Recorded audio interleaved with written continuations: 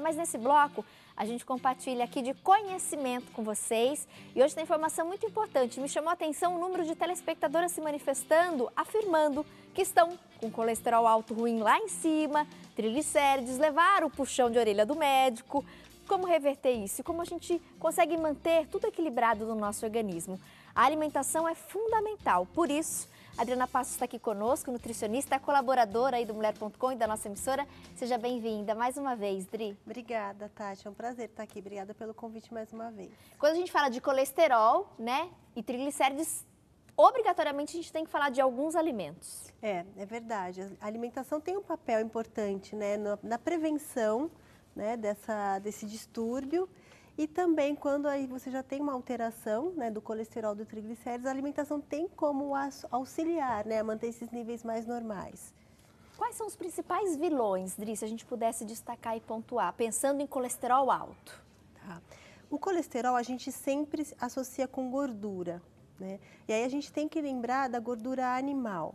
Então, em geral, a gordura animal, né, vai ter o colesterol, né? Os alimentos de origem animal, eles têm colesterol. Os alimentos de origem vegetal, não, né? Então, se a gente pensar nas carnes, leite, ovos, né, esses alimentos possuem colesterol e a gordura que a gente fala que é a gordura saturada. Então, esses alimentos, se ingeridos de uma maneira exagerada, né, dentro de uma alimentação que está de uma certa forma desequilibrada, podem contribuir para o aumento do nosso colesterol. Mas, ultimamente, a gente tem visto muito que, se a gente for realmente ver o que realmente tem um efeito muito negativo no aumento, né, do colesterol, principalmente do colesterol ruim, são a gordura trans, que é uma gordura que a gente não encontra na natureza. Ela está nos alimentos processados. Está no supermercado, na prateleira. Nos alimentos industrializados. A gente tem algumas telas, vamos colocar a primeira no ar, olhem só. Os alimentos que contribuem para o colesterol, né, como nós comentamos, então, os alimentos ricos em gordura saturada, são geralmente de origem animal, como carnes, leite, derivados integrais e ovos, quando consumidos em excesso. Alimentos com gordura trans são os alimentos industrializados, as bolachas, né, os biscoitos, inclusive ocupam um dos primeiros lugares no ranking, né? Eu lembro que eu falei recentemente disso no programa. Gente, bolacha recheada e esses salgadinhos tipo isopor são perigosíssimos, viu? Atenção, porque tem muita criança já com colesterol alto e provavelmente é pelo excesso desses alimentos. Às vezes as mães colocam até no lanchinho da escola, no lanchinho da tarde, isso é um perigo. Embutidos de forma geral, produtos de panificação, por exemplo. Os embutidos, o que você destacaria pra gente, Dri? Eles são carnes processadas, né? Então você já tem ali a gordura de origem animal. E aí, nisso, eles acabam acrescentando mais gordura, né? Para ela ficar mais saborosa, para ficar realmente, tem os condimentos, os aditivos. Então, você tem um alimento que é muito processado e acaba sendo acrescido de uma gordura da indústria, né? E aí você tem, geralmente, essa gordura saturada em excesso. Salsicha, linguiça... mortadela, os presuntos, né? Todos esses embutidos, os queijos, né? Eles vão ter mais gordura saturada. Então, se a gente for colocar num ranking o que contribui menos para o aumento do colesterol, o que contribui mais, seria o colesterol, né, da alimentação, que hoje a gente já nem tem tanto foco nele, né, na quantidade de colesterol que a gente ingere. Isso já ficou claro que a gente tem que tomar esse cuidado, mas ele não é o fundamental. Em segundo lugar, a gordura saturada, que é essa gordura de origem animal. E aí, o principal é a gordura trans. Que são dos industrializados. Que são dos industrializados. Especialmente das bolachas e biscoitos, dos salgadinhos, dos embutidos. Dos embutidos, né? Essas refeições prontas congeladas, né? Que vêm da indústria, né? E a indústria vem se modificando um pouco. Então, a princípio, houve uma mudança na industrialização de alguns alimentos e eles mudaram um pouco o tipo de gordura utilizada no processo aí de fabricação de alguns alimentos. Mas aí, os últimos estudos vêm mostrando que até a substituição que eles fizeram e permite com que a indústria coloque lá na embalagem assim, não contém gordura trans. Realmente, eles conseguiram usar um outro tipo de gordura, que é o óleo de palma, E aí você realmente não tem tanta gordura trans, mas isso gerou um outro tipo de modificação da gordura, que já tem alguns estudos mostrando que isso também eleva o colesterol ruim. Também vai trazer malefícios. Então, porque são formas de gordura que a gente não encontra na natureza. São produzidas mesmo dentro da indústria. E aí isso vai provocar a elevação do nosso colesterol ruim. Perfeito. Temos mais algumas telas, a gente vai aí colocar no ar e comentar para vocês. Então, dentro desses alimentos que contribuem agora para triglicéridos, os alimentos com excesso de carboidratos simples, açúcares doces, pães, biscoitos que nós comentamos, bebida alcoólica. Eu me lembro recentemente que a gente falou dos 3 pós brancos, né, que são perigosíssimos para a nossa saúde, o sal, o açúcar e a farinha branca, e a gente tem justamente isso ali na tela. O triglicérides, já diferente do colesterol, quando a gente tem um indivíduo com triglicérides muito aumentado, a gente sempre vai tentar investigar o consumo dele de açúcares, né? Tanto o açúcar mesmo, que é o açúcar branco, que vem de doces, como a farinha. Então, a gente, na hora que você começa a questionar e pegar todo o recordatório alimentar, né, do paciente, sempre é muito comum ter um excesso de consumo de carboidratos, de açúcares, de farinhas. Às vezes, a bebida alcoólica, então, às vezes, o indivíduo nem consome tanto carboidrato, tanta farinha assim, mas se é um consumo exagerado de bebida alcoólica, é o açúcar, né? Isso pode levar ao triglicérides. E outro fator que é muito importante, que às vezes passa despercebido, é o jejum muito prolongado. Então, as pessoas, por exemplo, um fato que é muito corriqueiro, né? A gente tem, às vezes, pessoas que acordam, não tomam café da manhã, aí a primeira refeição do dia é por volta de 1 ou 2 horas da tarde. Já é o almoço, né? A primeira refeição do dia. E às vezes a próxima é só à noite, 7, 8 horas da noite. Então, aqueles indivíduos fazem 2 refeições no dia, né? Passam um período de jejum durante a noite, durante o sono, acordam, continuam em jejum. Esse é um fator de risco muito, muito sério para o aumento do triglicérides, porque o triglicérides em jejuns prolongados, o triglicérides passa a ser produzido pelo organismo como uma fonte de energia. Que curioso, e uma curiosidade ruim, né? Mas que interessante, porque tem muita gente, Dri, que costuma não tomar café da manhã, né? Eu ouço muito falar, até alguns funcionários da emissora e alguns convidados e telespectadores que se manifestaram em outras entrevistas, Tati, eu não sinto fome de manhã, né? Eu não tomo café da manhã, no máximo um pouquinho de cafezinho preto. Então, você não tomar o café da manhã também pode ser prejudicial em relação a isso. Sim, pode contribuir para o aumento do triglicérides, porque vai promover um período de jejum maior ainda, né? Claro que a gente precisa daquele jejum durante o sono, né?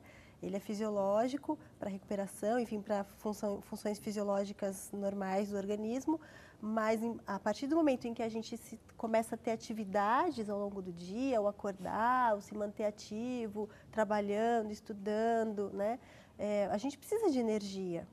E a gente precisa fornecer energia adequada para o organismo. E quando isso não está sendo fornecido de maneira adequada, o organismo vai lançar mão de alguma forma. E ele começa a produzir o triglicérides, só que às vezes ele produz em grande quantidade, aí depois de algumas horas você tem uma refeição, às vezes essa refeição tem excesso de carboidrato e aí aquilo vai ficando em excesso. Tri, só para a gente entender a função, quando a gente pensa em colesterol e triglicérides, a diferença dos dois e qual a função dos dois no nosso organismo? Porque o problema é o excesso deles, né? Mas acredito que ambos sejam importantes para alguma função metabólica ou não do corpo.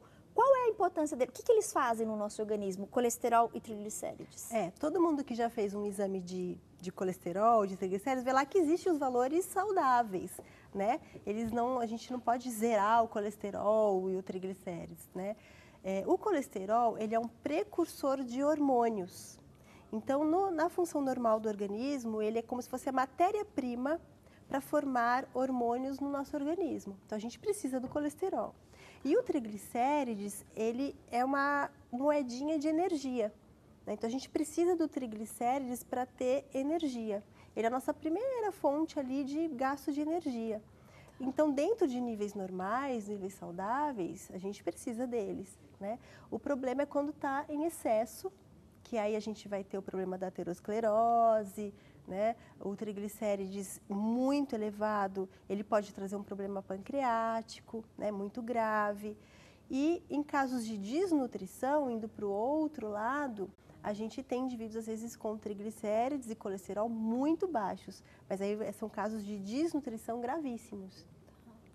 Interessante, importante a gente também, né, conhecer isso aí, porque às vezes a gente fala sempre como vilão, né? Colesterol alto, ruim, mas o corpo precisa. Sim, é a base do hormônio. Eles têm as funções, né, dentro do nosso organismo. Por isso que quando a gente pega lá nosso exame laboratorial, existe aquelas faixas de normalidade até para a idade, né? Existe a faixa saudável, a faixa, a gente chama de normal, limítrofe, né, em excesso. Então, a gente tem aquelas faixas de segurança e de acordo com a idade. Porque é normal, com o envelhecimento, que a gente acumule dentro das artérias um pouquinho de colesterol. Então, vamos pensar que a gente nasce com as nossas artérias bem lisas, né, sem acúmulo de gordura nenhuma, e ao longo do tempo, com o envelhecimento, a gente vai acumulando um pouquinho de colesterol dentro das artérias. Isso é comum, ter um pouquinho, um aumento do colesterol com a idade, mas dentro do que é recomendado para a idade. Porque senão começa a entupir muito, vai obstruir, e aí que a gente tem os problemas. Da aterosclerose principalmente. Perfeito. Mais uma tela. Acabou o material, diretora? Wilson, traz, por favor, o tablet para a gente ver as perguntinhas do pessoal de casa. Eu tenho aqui duas pelo call center. Obrigada. Se puder pegar a pauta também, Igor. Vamos lá. Ana Lúcia da Silva Rodrigues de Cruzeiro. Tati, gostei muito desse tema, parabéns. Obrigada, Ana. É muito comum, né? Essa questão do problema de colesterol alto, triglicérides. Meu colesterol e triglicérides melhora quando tomo medicamento. Passa uns 3 meses mais ou menos, e aí eu sempre refaço os exames. Já está alto, tenho 52 anos e estou na menopausa. Pode ser por isso que fica descontrolado? A questão da menopausa e da idade vai influenciar? Sim, fatores como a alteração hormonal que acontece na mulher, né, pode contribuir para o aumento do colesterol, mas mantendo um estilo de vida saudável, né, a gente consegue prevenir isso.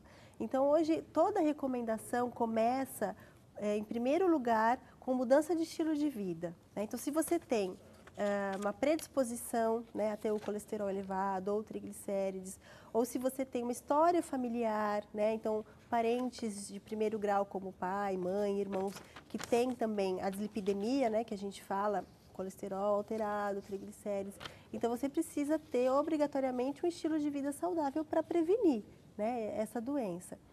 Agora, claro que no decorrer da vida, a gente pode ter momentos em que a gente está mais propenso a essa alteração. Então, por exemplo, na mulher, as alterações hormonais que acontecem próximo à menopausa podem sim provocar um aumento do colesterol. E aí isso tem que ser acompanhado, então a primeira recomendação sempre é exercício físico, uma alimentação regular, e se isso não for suficiente, aí o acompanhamento e às vezes o uso de medicações, né, é importante. Outra pergunta interessante chegou. Tati, pode comer ovo todo dia ou aumenta colesterol? Se aumentar, tô lascada porque eu como quase todo dia. Um beijo. O ovo, assim como outros alimentos, né, a gente sabe que ele teve o papel dele de vilão, aí agora por muito tempo, né? É. Ele foi tido como um grande vilão e muito associado a essa questão de subir colesterol, né? Porque a gente tem a gema riquíssima em colesterol, a gente tem quase 300 miligramas de colesterol na gema do ovo, e a recomendação anteriormente era que a gente pudesse ingerir por dia 200 miligramas de colesterol ao dia. Então, realmente, quando a gente comparava com a ingestão de ovo, falava, nossa, mas eu não posso consumir nenhuma gema por dia, né? Mas isso, com, claro, o avanço dos estudos, isso hoje já não é mais praticado. A gente hoje não tem uma recomendação de consumo de colesterol, né, por dia, ou seja, quanto eu posso consumir de colesterol no dia no máximo. Hoje isso não tem mais, porque a preocupação realmente saiu o foco da gestão do colesterol para a gordura dos alimentos industrializados. Agora, existe uma recomendação sim de ingestão de ovos, né, que depende muito aí da história de saúde do indivíduo. Então, se eu não tenho um risco cardiovascular aumentado, né, se a minha história de saúde ao longo da minha vida né, é boa, né? Eu posso consumir até 2 ovos por dia, 2 ovos inteiros, clara e gema. Tá. Agora, se eu já tenho histórico de diabetes na família, de doença cardiovascular, se eu estou acima do peso, se eu não me exercito, né, aí esse consumo ele deve cair para 2 a 3 ovos na semana, né? E o ideal é sempre consumir o ovo inteiro, clara e gema, né? Tem muita gente que tira a gema e consome só a clara. Aí começou a ter começou a comercializar mesmo a clara pasteurizada, né? E aí a gente sabe que os benefícios, a gema de ovo tem muitas substâncias boas para a saúde, né? E os benefícios da gema de ovo, elas se potencializam quando ela é consumida junto com a clara.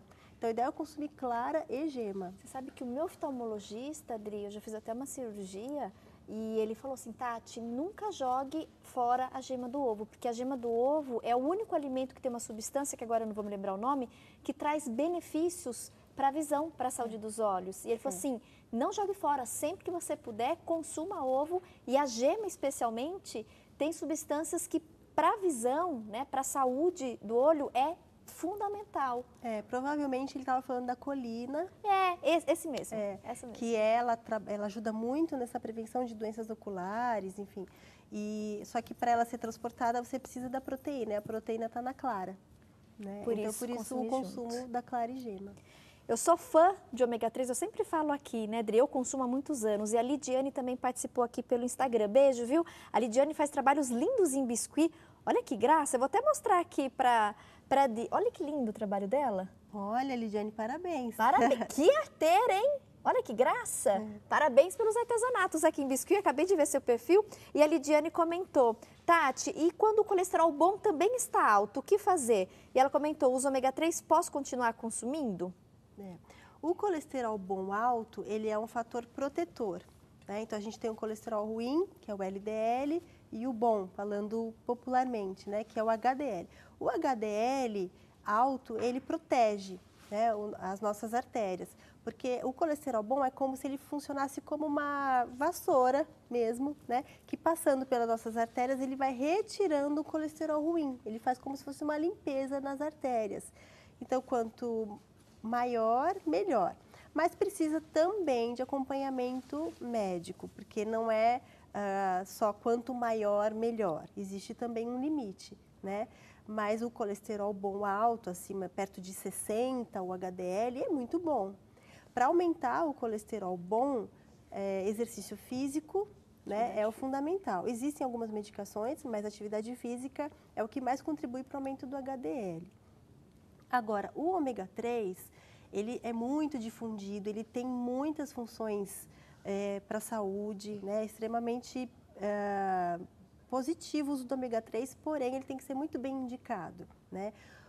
O ômega 3 ele pode aumentar o colesterol ruim em algumas situações. Quais situações, Dri? Então, por exemplo, se eu tenho o meu perfil de colesterol normal, né, eu não tenho um colesterol aumentado, nada, eu faço exercícios físicos, eu como bem, e eu só vou tomar ômega 3 por uma questão de prevenção, né? Porque me falaram que é bom, ele pode aumentar o meu LDL, que é o colesterol ruim. O ômega 3 ele é muito eficaz para a diminuição do triglicérides. Quem está com o triglicérides alto? O triglicérides. E aí a gente tem que sempre colocar na balança, a gente tem que ver todo o perfil, né, lipídico que a gente fala desse indivíduo, como é que está o colesterol, como é que está o triglicérides e se vale a pena usar o ômega 3, porque ele age realmente diminuindo o triglicérides. Tanto que nós equilibrar. Qual o risco do triglicérides alto? A gente fala muito do colesterol alto, né, entupir veias e artérias, e o triglicérides alto, quais são os riscos? Você pode ter tanto doenças cardiovasculares quanto um problema pancreático, né? Uma falência mesmo do pâncreas com aumento do triglicérides. Ou seja, é sério, a gente tem que cuidar. É muito sério, né? E só voltando na questão do ômega 3, então sempre precisa de uma recomendação, porque a gente precisa avaliar, né, metabolicamente o indivíduo se ele pode usar o ômega 3. O ômega 3, por exemplo, uma coisa que as pessoas hoje usam, quando você vai submeter uma cirurgia, um procedimento, mesmo que seja pequeno, um procedimento cirúrgico, o ômega 3 ele precisa ser suspenso, esse uso, dias antes, porque ele aumenta o risco de um sangramento. né? Então, a gente, por exemplo, é muito comum a gente usar o ômega 3 em gestantes. Ele é muito legal você usar durante a gestação. Alguns ginecologistas já comentaram isso aqui no nosso programa. Para a saúde do sistema nervoso, do bebê e tudo mais. Você previne até alergia em crianças durante a gestação. Porém, perto do parto, você tem que suspender. Suspende um pouquinho. Né? Existe um risco maior de sangramento. Então, Interessante. existe toda uma avaliação para o uso do ômega